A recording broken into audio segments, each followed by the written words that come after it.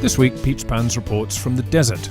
A desert called Las Bardenas Reales in southern Navarra, where the culinary spotlight is turned on a classic of Navarran cuisine, Cordero al Chilindrón. Back to that in a momento. Now, as you know, Pete's Pans is almost as much about the scenery as the food, so I'm glad to find this vantage point in the heart of the region of Las Bardenas.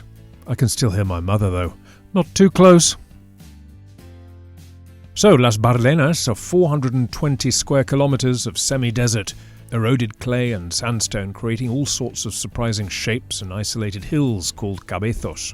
Being a desert, the shops are a little way off. Luckily, I'm not in a hurry today. Now, the town of Olite was the royal seat of Carlos III of Navarra, and these days boasts a magnificent parador, one of the chain of luxury hotels set in historic buildings all over the country. Olite's parador is set in the original palace, which wasn't good enough for Carlos, who added a little extension.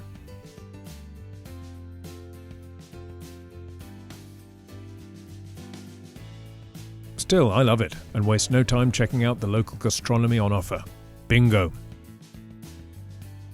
They even produced the Parador cookbook, though as you know, on Pete's Pans recipes are always run by the locals first.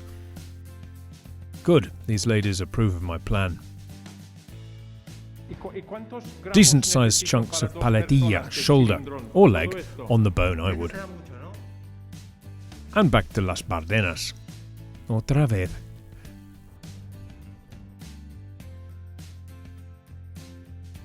This one is perhaps the most emblematic formation in the area, known as Castil de Tierra, Castle of Earth. Unfortunately, experts say its days are numbered and will topple. Better not get too close.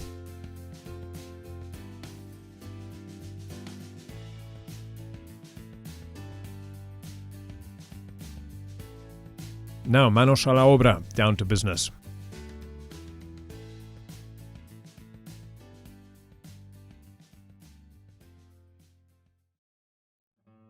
So for a typical Navarran Cordero al Chilindrón, by the way, the name Chilindrón, the chili part referring to peppers, but not the hot ones in this case. About 750 grams of lamb, decent-sized chunks on the bone. These are dried red peppers called pimiento choricero, from which only the pulp is used. The pepper is soaked and the pulp scraped out. The pulp can also be bought in a jar. I'll leave links in the description. If you do need a substitute, a pinch of pimentón Spanish red pepper powder will do very nicely. And then all the usual stuff, tomato, onion, garlic and herbs, thyme and bay, and a glass of the local white.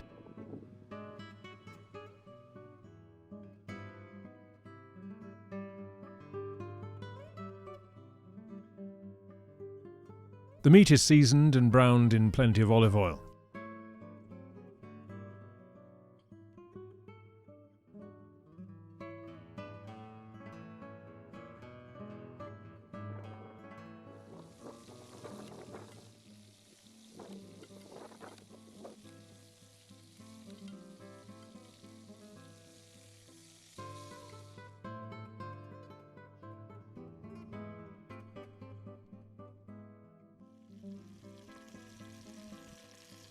Meanwhile, the peppers are cleaned out and either soaked for a few hours in cold water or just placed in gently boiling water for 10 minutes.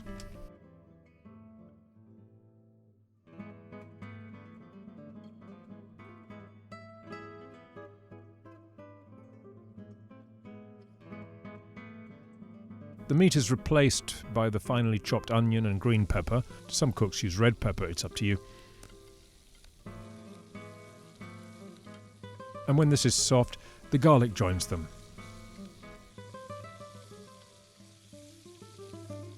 Here the pulp is removed from the dried peppers and the tomato is grated in the usual fashion.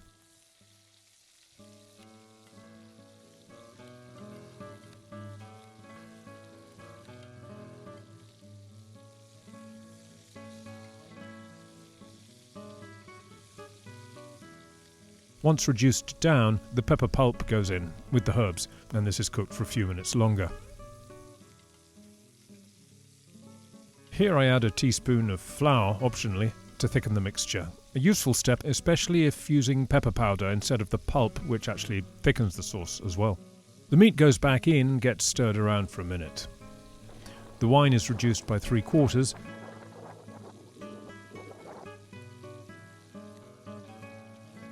and the whole lot is barely covered with water, a light stock, or as I'm using, the soaking liquid from the dried peppers. Bring to a gentle simmer, cover, and leave well alone for an hour.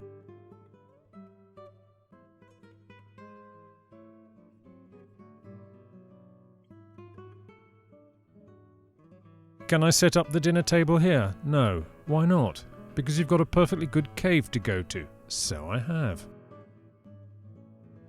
Some of the folk from nearby Arguedas dug out their own homes from the cliff faces.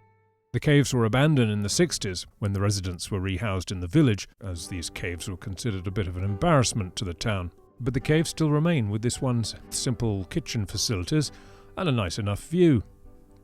And now the sightseers have left me in peace. The chilindrón can be enjoyed in this cave for the first time since 1965, with simple boiled potatoes. Cordero al Chilindrón. Meltingly tender Navarran lamb in an exquisite pepper sauce, a true classic of Spanish cuisine from Navarra and Aragon.